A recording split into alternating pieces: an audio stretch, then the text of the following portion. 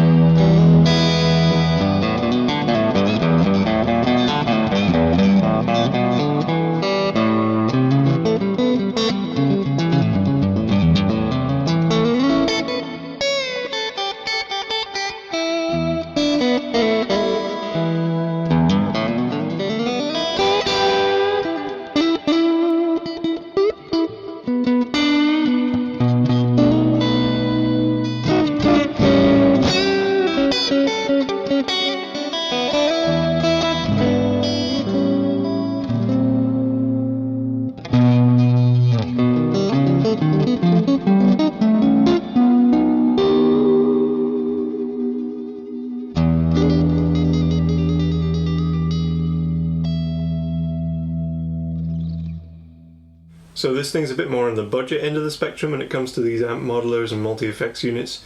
It retails for about £240, and for £240 you get 55 amp models, 26 cabinet IRs, 70 effects. You get an expression pedal built in, there's a looper, there's a tuner, USB so that you can record with it to your computer, stereo out, there's aux in, there's room for a second expression pedal, you can plug headphones in. So basically most of the things you would expect any of these amp modelling units to do, but certainly for a fraction of the cost of anything like a Kemper or a Chord Cortex or a Fractal. Any of those things are considerably more expensive than this.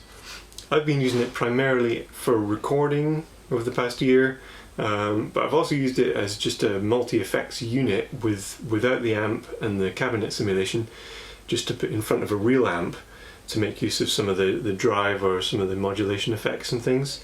Another really useful way that I've been using it, and this is kind of maybe quite specific, but I am a guitar teacher for a living, and I've of course been teaching on Zoom a lot over the past year and a half. So what I found is that I can take one of the outputs from this straight into my audio interface and then straight onto Zoom, so the student at the other side is actually hearing the amp model with all the effects and everything. I can use the looper, and it saves me having like a loud amp all day from my neighbours when I'm teaching at home. So guitar teachers, if you haven't thought of using a unit like this, I can recommend that for Zoom teaching.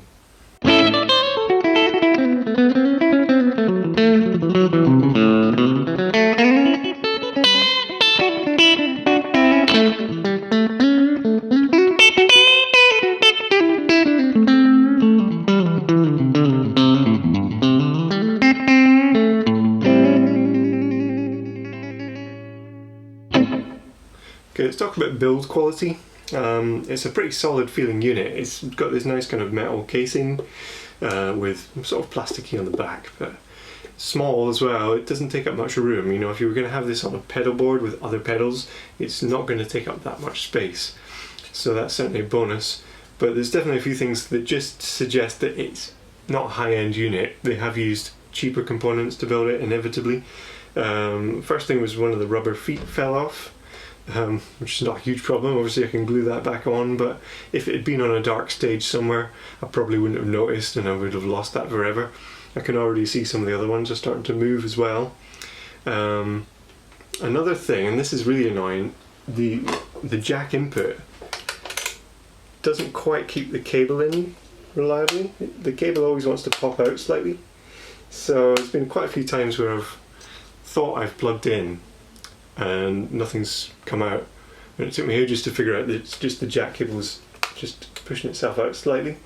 So that would be extremely annoying at a gig. And I don't know, I guess that just must be a kind of a cheap component that they've used, the jack inputs.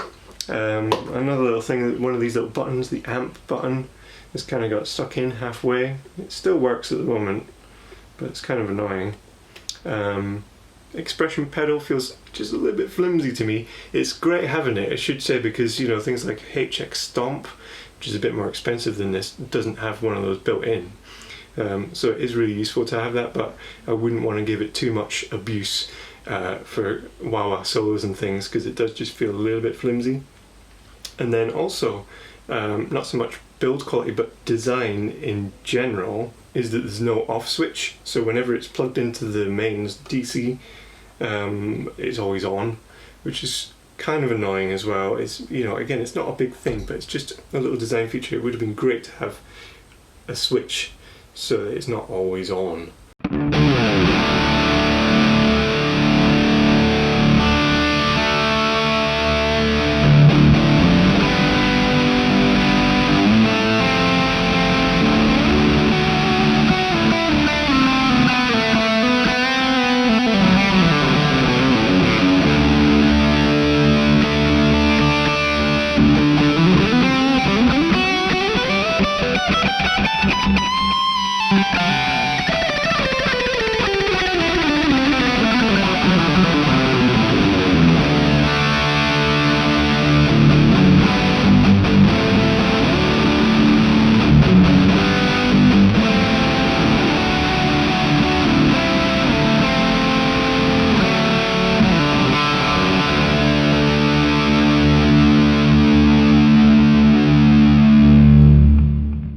In terms of the actual sounds, I've got to say when I first plugged it in, I was pretty blown away by how it sounded, having had relatively low expectations, knowing that I wasn't buying some high-end modeler.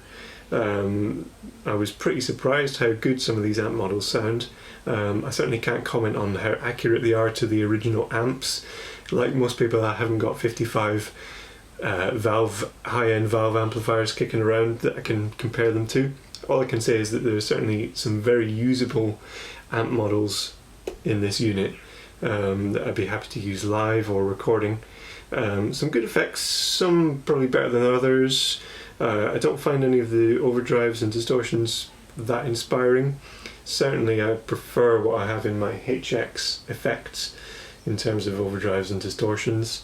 But I love the wah-wah pedal. It's got a few different wah-wah models, and you can adjust the parameters within them. So overall, some pretty good sounds, punches well above its weight in terms of how much it costs.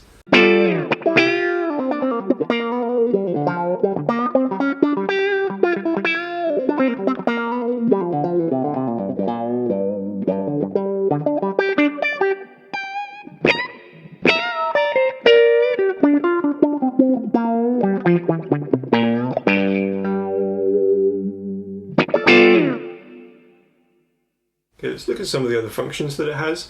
There's the looper, which gives you 60 seconds of loop time, and it's just great having that built in. It's so useful, especially, as I was saying, being a guitar teacher. When you're teaching on Zoom, if you need a loop to kind of demonstrate something, that's really, really handy. It's a little bit clunky to use, the looper, if I was being totally critical. You have to kind of double tap to stop the loop playing back. Also, it plays back for some reason much louder than when it records. So you record this loop and then hit stop and then it plays it back. It feels like almost double the volume, so you have to go down and adjust, take the volume down. I don't know why that is. It's got a built-in drum machine with just various different drum loops that you can call upon, which is quite handy. That's great for practicing, to be honest. You can use it in conjunction with the looper. The drum sounds are not that inspiring, to be honest.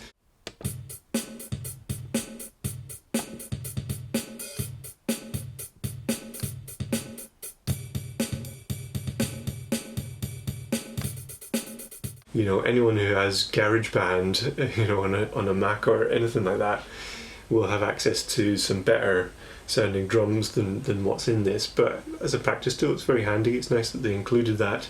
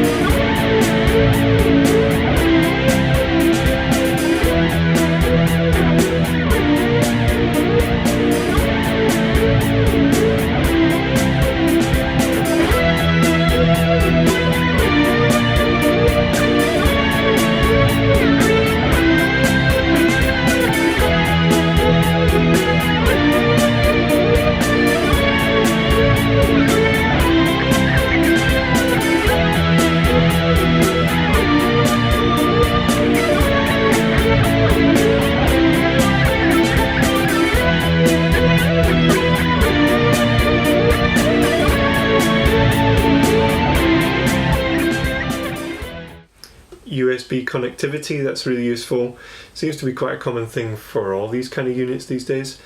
That allows you to connect it up to the Mooer app, which you can download for free, and that'll allow you to modify your presets and also create new ones, and also import third-party impulse responses if you have any.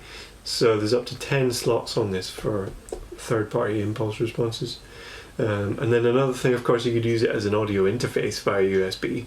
So if you're recording on a DAW on your computer, this can be the interface. It will record wet and dry at the same time. So the wet being with the amp model and the cab sim and any effects you've got on, and the dry being just the dry guitar signal, which you can then reamp when it comes to mixing. So that's quite handy.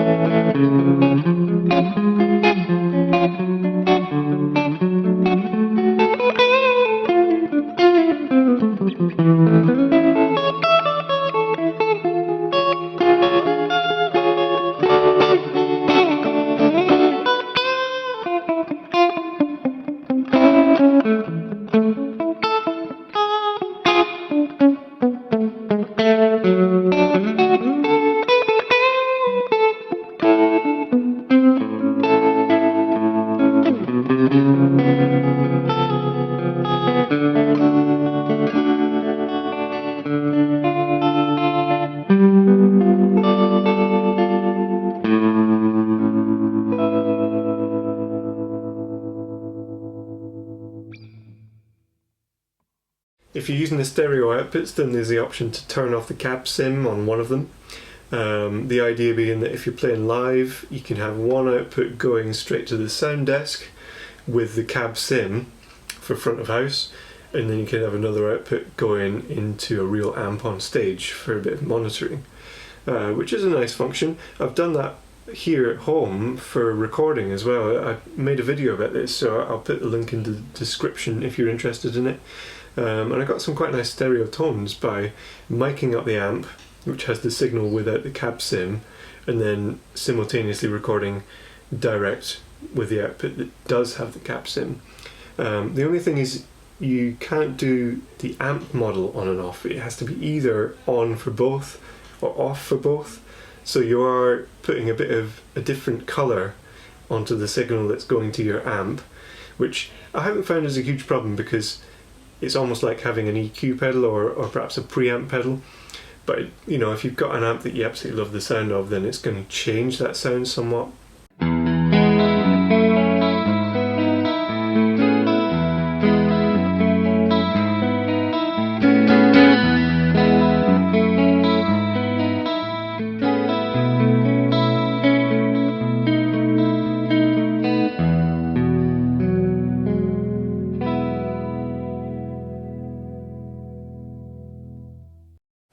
In terms of company support, I updated the firmware when this arrived, and with that came a new amp and a new cab.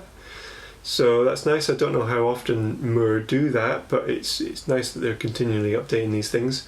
I don't think there's as much of an online community as there perhaps is for Line 6, for example. You know, I think with Line 6 a lot of people share their own presets and things, and there's a lot more kind of online forums. There's a couple of nice Facebook groups for users of these units, but it's not quite as big an online community as for some of the other modelling pedals.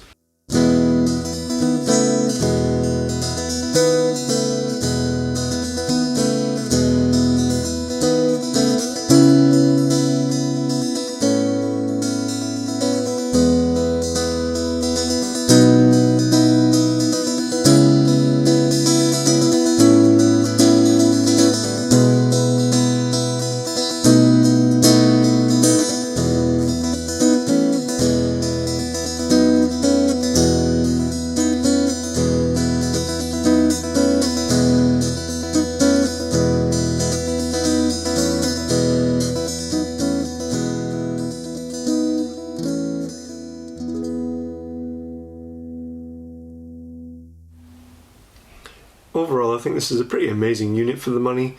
I mean, you can't fault the amount of stuff they've managed to squeeze into this thing for such little cost.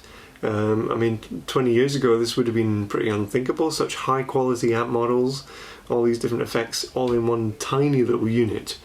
So certainly I have no regrets about buying it. I've got loads of really good use out of it over the past year. I wanted to be totally honest in this review about some of those limitations, and you know, some of those issues I've had with build quality, and that's not to try and put you off buying one. It's simply maybe that you should consider what you want from it before you buy. If you're looking for a unit that you can take on tour, that's going to get thrown around a van all the time, then maybe this isn't the one for you. Maybe you need to think about something a bit more high-end that's going to be really sturdy. But if it's for home practice and home recording primarily, then it certainly stands up to the competition, much of which is far more expensive than this. It certainly opened my eyes to the world of amp modelling, and I'm going to keep on using this unit for recording at home sometimes, and for teaching on Zoom like I was talking about earlier on. Although I'm planning a bit of an upgrade to my home recording setup with something that I hope is going to bring in a bit of the best of both worlds, some real amp tubes along with some of the modelling and some of the impulse responses. So stay tuned for that. I'll be putting up a video fairly soon about that. Please give us a thumbs up if you've enjoyed the video, leave a comment, especially if you've got the unit, let me know what you think of it, and please consider subscribing. I've been building this YouTube channel over the past few months. It's great to see a bit of momentum building. Every week I put up a jam on a Wednesday with a backing track that you can play along with, as well as music lessons, music videos, gear reviews. So thanks for watching, and hopefully see you next time.